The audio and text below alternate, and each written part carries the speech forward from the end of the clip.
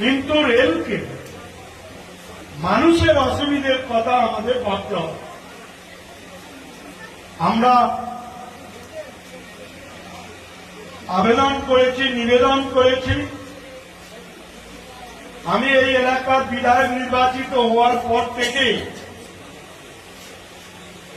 রেলমন্ত্রী, পূর্ব রেলের general manager,